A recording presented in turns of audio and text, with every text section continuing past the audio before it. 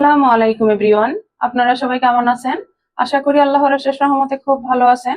তো আজকের recipe Arabian স্টাইলে খেজুর দিয়ে তিলের হালুয়া বা খেজুর দিয়ে তিলের লাডু নাড়ু যেটাই বলেন না কেন। তো প্রথমে আমাদের লাগবে খেজুর। এই যে এখানে আমি একটু শুকনো খেজুরটা নিয়ে নিচ্ছি। এখানে আমার 250 গ্রাম খেজুর আছে। এখন এই খেজুরগুলা প্রথমে একটা চাকুর সাহায্যে এই যে এইভাবে আমি বিচিগুলা ফেলে দিব। এই যে আজকের এই রেসিপিটা আরাবিয়ানদের ফেমাস একটা রেসিপি। ওরা বিকেলে চার সাথে এই খেজুর দিয়ে তিলের হালুয়া বা তিলের লাড্ডু খাবেই। তো প্লিজ আমার ভাই বোনেরা, আপনারাও আমার এই রেসিপি ফলো করে অবশ্যই বাসায় বানাবেন। যে বিচিগুলা বের করে নিলাম, এই যে দেখেন। এখন আমি এই আরাবিয়ান স্টাইলে খেজুর দিয়ে তিলের হালুয়া বা তিলের লাড্ডু বানানো শুরু করব। একেবারে অল্প উপকরণেই এই লাড্ডুটা হয়ে যায়। এর মধ্যে লাগবে 2 চামচ ঘি। এখন এই খেজুরগুলা দিয়ে দিব। আর এইখানে চিনি ব্যবহার করতে হবে না, মিষ্টি আর কিছুই দিতে হবে না।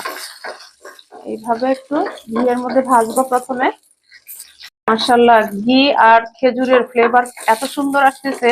তো প্লিজ আমার ভাই বোনেরা এই আরাবিয়ান স্টাইলে এই রেসিপিটা অবশ্যই বাসায় করবেন। আর এটা অনেক দিন রেখে খাওয়া যায়। পর্যায়ে সামান্য একটু পানি দিয়ে দিব। এখন ঢাকনা দিয়ে দিব খেজুরটা একটু নরম হওয়া পর্যন্ত। এই যে এখন ঢাকনাটা উঠাই দিব। মাশাআল্লাহ মাশাআল্লাহ, অনেক সুন্দর ফ্লেভার চলে আসছে। আর দেখেন খেজুরটা একেবারে সিদ্ধ হয়ে গেছে। আর এইখানে মিষ্টি কিন্তু আর কোনো কিছুই দেয়া লাগবে না। এর আগেও বললাম, এখনো বললাম। তো এইভাবে এই রেসিপিগুলা আরাবিয়ানদের বিকেলে গাওয়ার সাথে ওদের চায়ের আড্ডা গাওয়ার আড্ডাতেই এই ধরনের রেসিপিগুলা থাকে।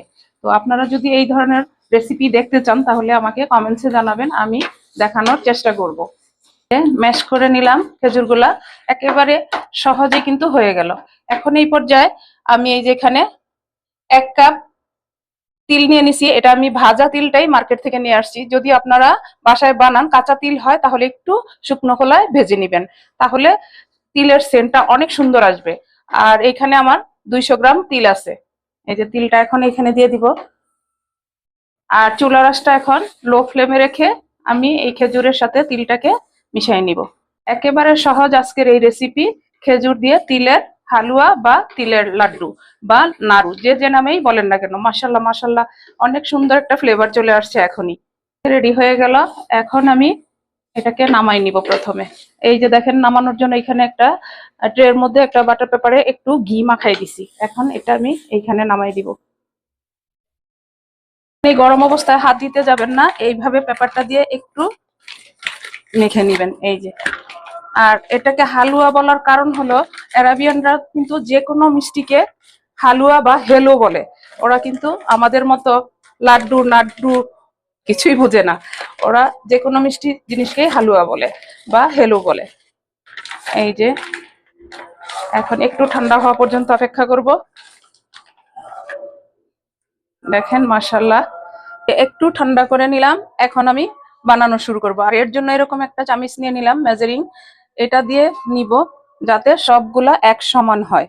এই যে, আর হাতে যখনই বানাবেন একটু পানি দিয়ে নিবেন, তাহলে আর হাতে লাগবে না। আমরা তিলের লাড্ডু বা নাড়ু বানাতে সবাই জানি, তাই না? এই যে দেখেন, আমি একটু চ্যাপ্টা করে বানাবো। এই যে দেখেন মাশাল্লাহ। তো এইভাবে বানাবো আর এইখানে একটা বাটিতে রেখে দিব। আর এইভাবে খেজুর দিয়ে তিলের হালুয়া আর বা তিলের লাড্ডু, যে নামই বলেন না কেন, অনেক স্বাস্থ্যকর একটা রেসিপি। তিল আমাদের শরীরের জন্য অনেক উপকার একটা জিনিস। খেজুর আমাদের শরীরের জন্য সেটাও উপকার। এখানে আলাদা কোনো মিষ্টি দেওয়া হয় নাই। এই যে দেখেন, আর এটা অনেক দিন সংরক্ষণ করেও আপনারা খেতে পারবেন। দেখেন মাশাল্লাহ, বানাতেও কিন্তু অনেক ভালো লাগতেছে। চট জলদি হয়ে যায় এই রেসিপিটা। তো প্লিজ আপনারা অবশ্যই ট্রাই করবেন।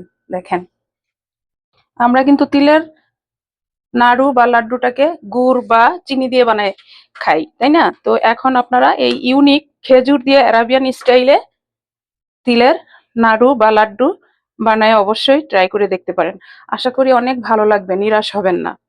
যে দেখেন আমার প্রিয় ভাই বোনেরা, অ্যারাবিয়ান স্টাইলে খেজুর দিয়ে তিলের হালুয়া বা তিলের নাড়ু বা লাড্ডু, যে যে নামেই বলেন না কেন, বানাই নিলাম। এখন অ্যারাবিয়ান স্টাইলেই সার্ভ করব। অ্যারাবিয়ানরা এইভাবে বানিয়ে এইরকম বাটিতে সার্ভ করে নেয়, তো আমিও এইরকম বাটিতেই সার্ভ করে নিলাম। আর চা বা গাওয়ার সাথে ওরা এটাকে সবাই মিলে বিকেলে আড্ডায় বসে যায় খাওয়ার জন্য। তো আপনারাও প্লিজ বানাবেন, বানায়া খাবেন। এত সুন্দর একটা জিনিস না বানালেই কিন্তু মিস। আর সবচেয়ে বড় কথা হলো এখানে সবকিছু উপকারী জিনিস। তিল আমাদের শরীরের জন্য অনেক উপকারে আসে, খেজুর, সবকিছুই। আর মাত্র 2টা উপকরণে এত সুন্দর একটা রেসিপি হয়ে যায় বা ডেজার্ট আইটেম হয়ে যায়। দেখেন, মাশাল্লাহ মাশাল্লাহ। এই যে দেখেন, এইভাবে ঢাকনাটা দিয়ে টেবিলে রেখে দিলে সাথে যে কোনো সময় যার মন চাইলো একটা খেয়ে নিল। আমি এখন আপনাদেরকে একটু দেখাই, আমাদের যে তিলের নাড়ু বা লাড্ডু একটু শক্ত হয়, এটা কিন্তু আঠালো হবে। এই যে দেখেন, এই যে দেখেন,